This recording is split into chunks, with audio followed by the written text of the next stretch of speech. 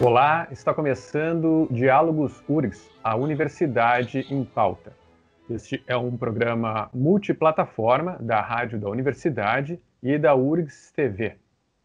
Hoje recebemos no Diálogos o professor Rui Vicente Oppermann, reitor da Universidade, e a professora Jane Fraga Tutiquian, vice-reitora.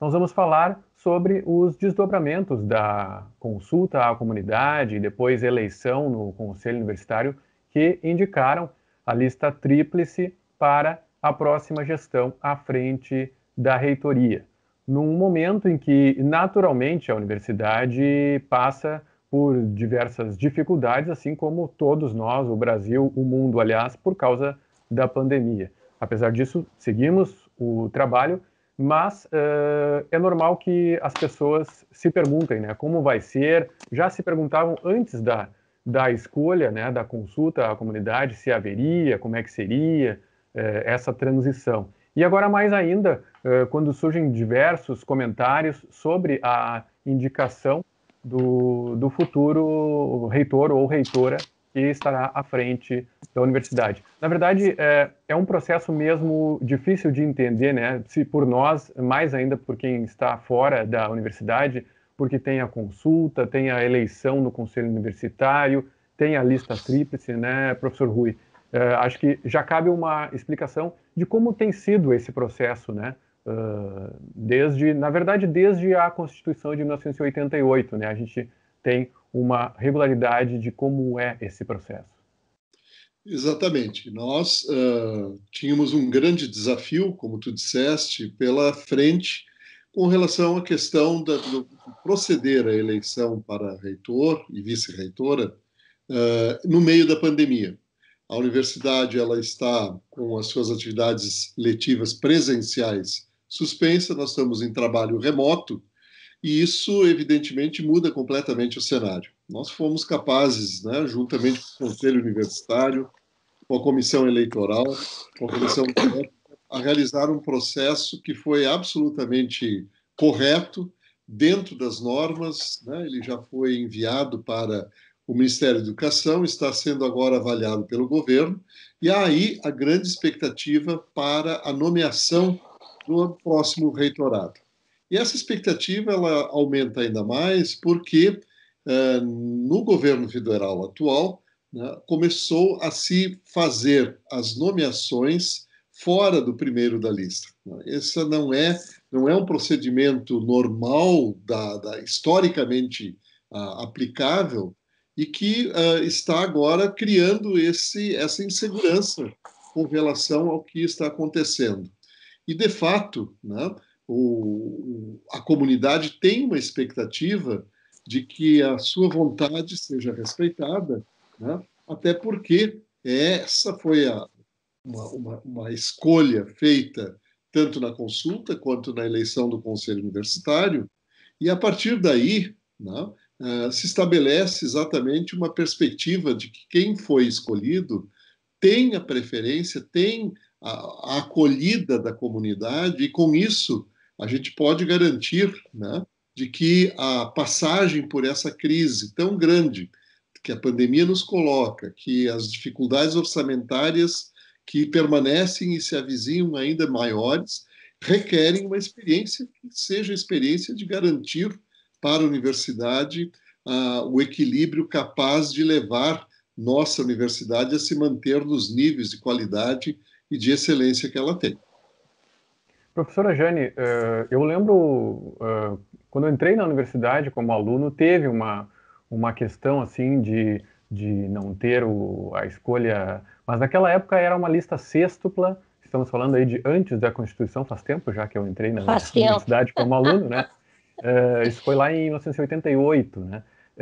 Como é que tem sido esse processo, né, durante todos esses anos aí pós-Constituição e, portanto, a universidade constando ali a sua autonomia, né, na própria Constituição? Como é que tem sido essa questão aí da consulta, eleição no Conselho Universitário e depois indicação? Pois então, nós não tivemos, de 1988 para cá, nenhum caso de nomeação que não fosse o primeiro da lista. E as nossas eleições para a reitoria sempre se pautaram pelo cumprimento das regras, né? Então, a gente tem uma consulta à comunidade. Como essa consulta ela é chamada pelo consumo, porque isso aparece no nosso regimento, ela tem que se dar dentro daquilo que é legal. E o que é legal são os 70-30, que nós, na universidade, definimos como 70-15-15. Então, depois da consulta, essa consulta é um indicativo para a eleição no próprio conselho universitário. Então, aqueles nomes vão para o conselho universitário, onde há a votação, e também o conselho universitário tem respeitado, desde então, a ordem apresentada pela comunidade, né? Então, ainda que nós façamos uma eleição no conselho, ela tem ratificado a vontade da comunidade. Isso aconteceu também este ano. Mas eu diria, André, que essa insegurança que hoje paira na universidade, essa imensa expectativa, ela tem uma convergência de fatores que precisam ser analisados conjuntamente. Desde a entrada deste governo, e começa um pouco antes, no governo anterior, mas, sobretudo, neste governo, há uma tentativa em cima da outra de interferir no próprio processo das universidades. Então, a nossa comunidade, por exemplo, se deparou com a medida provisória 914. A 914 interferia na consulta e na eleição, e, sobretudo, na eleição, na medida em que tirava o processo de dentro do consumo. Embora fosse muito clara e dissesse, olha, não tem absolutamente nenhuma possibilidade de paridade. Eu lembro bem que quando entra a 914, nós imediatamente fizemos a escolha e como nós imaginávamos que aconteceria dela, enfim, ultrapassar o seu tempo de validade e cair, nós, então, decidimos, e foi uma decisão da comunidade também, foi uma decisão discutida com reitores, com diretores, foi uma decisão discutida com o CEP, foi uma decisão discutida com toda a parte administrativa, foi discutida com o próprio consumo. Para que nós fugíssemos desta interferência, porque nós somos uma grande universidade e nós prezamos pela nossa autonomia, nós, então, decidimos que esperaríamos que ela caducasse para, então, fazermos a nossa eleição. E foi exatamente o que nós fizemos. Isso fez com que a nossa eleição fosse num período menor, mas fosse cumprido em todos os seus requisitos, em todos os seus trâmites legais. Não satisfeito com isso, a comunidade deve lembrar, vem uma medida provisória que é a 979, e essa, então, ela quer sustar as eleições, né, durante o processo de pandemia e colocar um interventor dentro das universidades para que só se faça a eleição terminada a pandemia. Mas veja bem, a nossa o nosso acompanhamento de tudo que vem acontecendo em relação às eleições de reitores nas universidades federais, nos mostra claramente que todos aqueles que foram colocados como como pro tempore, eles provavelmente ficarão ad eternum, né? Porque eles não são substituídos. E não tínhamos também nenhuma garantia que isso aconteceria depois das eleições, da pandemia. Ora, gerou muita insegurança na comunidade e em nós mesmos. Evidentemente que nós sabemos, e não é preciso que ninguém nos diga, que é prerrogativa, e de fato é uma prerrogativa do governo, do presidente da República, escolher um dos nomes da lista tríplice. Entretanto, todo o movimento que vem acontecendo na universidade é um movimento diferenciado. Primeiro, porque nós nunca tivemos esse tipo de disputa, ainda que tivéssemos a lista tríplice. Segundo, porque o candidato que chama para si o desejo, e até mais do que o desejo, que se autoproclama, e nós tivemos um site agora colocado nas redes na semana passada, onde apareceu o perfil do reitor, que se autoproclama reitor, ele faz isso com 3 votos. Isto é realmente muito sério. Por que é muito sério? Primeiro, a pergunta que nós não podemos deixar de fazer: onde está a legitimidade?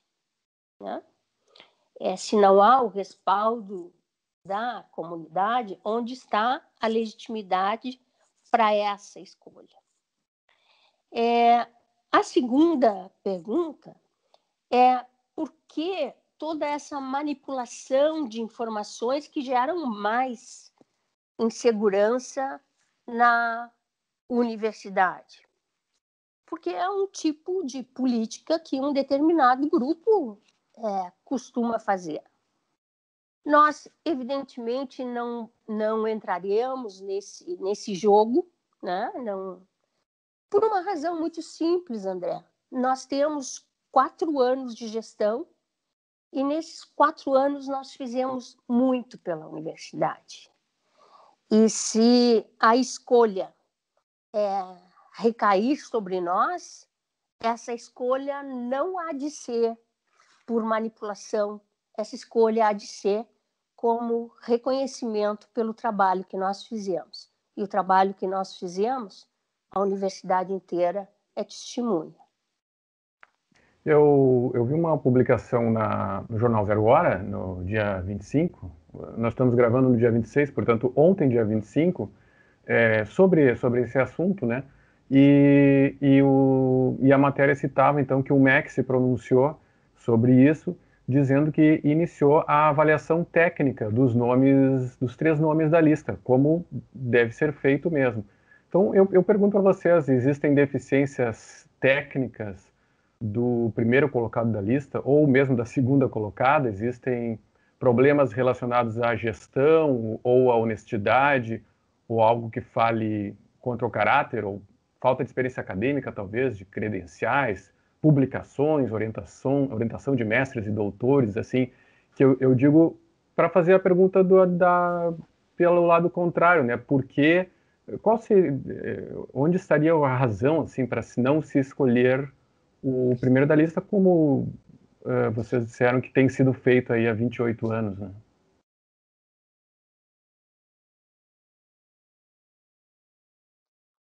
Sim, a avaliação técnica não é dos currículos dos candidatos, ela é uma avaliação técnica processual, né? Por exemplo, uma das razões pelas quais nós optamos por esperar as eleições para que caducasse a 914 é porque no cronograma que se tinha para a eleição, nós corríamos o risco de fazer uma eleição sob duas regulamentações diferentes, a 914 e a que sucedeu a 914, que é a regulamentação anterior. E isso provocaria uma fragilização muito grande do nosso processo, ainda mais no momento em que ele já estava sob a mira do ambiente virtual. Então, essa avaliação técnica é exatamente a avaliação processual, isso é, foram feitas as chamadas, foi feita a consulta, qual foi a proporção, quem foi que votou, qual foi o resultado, como é que foi a eleição no Conselho Universitário, quem estava presente, listas de presença, enfim, todos esses detalhes, né? E isso compete à Secretaria de Educação Superior, a consultoria jurídica do próprio MEC, fazer de tal maneira que as decisões que venham a seguir, seja do ministro, seja do próprio presidente, se deem em cima de um processo que não seja questionável no seu aspecto regimental, no seu aspecto legal. E isso nós sabemos que o nosso processo ele foi aprovado nessas instâncias e agora entra, então, sim, uma fase política que é importante, né? E acho que o que a professora Jane está colocando, e é muito relevante, é que essa avaliação ela tem que ser feita em cima do que se faz, em cima do que somos, e não do que pessoas estranhas, inclusive ao mundo acadêmico, e com um olhar ideológico muito claro, estão querendo impor a nossas pessoas. E eu, nesses 4 anos, junto com os nossos colegas, fizemos uma administração inovadora, uma administração voltada para a sociedade, uma administração que deu espaços para todas as iniciativas, enfim, todas as particularidades próprias da nossa sociedade. E absolutamente não fomos tutelados por nada nem por ninguém. Então, essa é a preocupação, e eu acho que isso está um pouco dentro da questão da insegurança que está no campus, porque o campus olha, sabe, né, o que foi feito nesses 4 anos e fica perplexo ao ver que se queira naturalizar um processo onde não seja escolhido o primeiro da lista, porque a experiência mostra que quando isso não acontece, a universidade tem prejuízos bastante grandes na medida em que ela tem que recuperar processos muitas vezes que não são possíveis recuperar. Isso, aliado ainda à questão da pandemia, cria uma dificuldade ainda maior para a universidade. Então, essa é a nossa preocupação, essa é a mensagem que a gente quer passar, de tranquilidade, e que a URGS ela vai enfrentar esse processo, ela está enfrentando. Nós temos, né, aí sim, um currículo do que fizemos e do que pretendemos fazer, e com isso nós temos a segurança que a universidade terá condições de superar, como está superando a pandemia, de superar as restrições orçamentárias, como nós já superamos anteriormente. Então, essa é talvez o momento importante desse caso, e eu tenho certeza que não será a voz de radicais que venha a colocar, né, a universidade em risco de ter uma reitoria que não esteja legitimada por um processo que a própria comunidade deu e fez com a sua própria escolha, né? Muito bem. O mandato da atual gestão vai até, se não me engano, 20 de setembro, é isso? Ou Isso seja, mesmo. até lá este processo estará definido, né? Exato. Nós temos Disso. nosso último dia é 20 de setembro, tenho certeza que a nomeação virá antes disso, né? E a comunidade pode também ter certeza de que o processo ele está sendo avaliado. A senhora Jane colocou muito bem que é uma prerrogativa do presidente da República a escolha, mas nós entendemos que a universidade é uma grande universidade, a melhor universidade federal do país por 8 anos, né? E isso tem um significado que vai para além dessas vontades pessoais ou vontades políticas de ocuparem a universidade, aí sim, com movimentos políticos e ideológicos estranhos à nossa experiência de democracia, à nossa experiência de autonomia na universidade, que abre espaços para todos os olhares diversos que tem na nossa sociedade. Muito bem, muito obrigado, professora Jane, professor Rui. Nós, então, encerramos aqui o Diálogos de hoje, com a presença do reitor Rui Vicente Oppermann e da vice-reitora Jane Fraga Tutiquian. O público pode fazer contato com o programa pelo e-mail dialogos@urgs.br. Este programa teve produção e apresentação de André Grassi, com apoio das estruturas da Rádio da Universidade, da URGS TV, da Secretaria de Comunicação da URGS e do Incluir, o Núcleo de Inclusão e Acessibilidade. Esta edição do Diálogos URGS está disponível nos canais da URGS TV no YouTube e no Facebook. Até o próximo programa.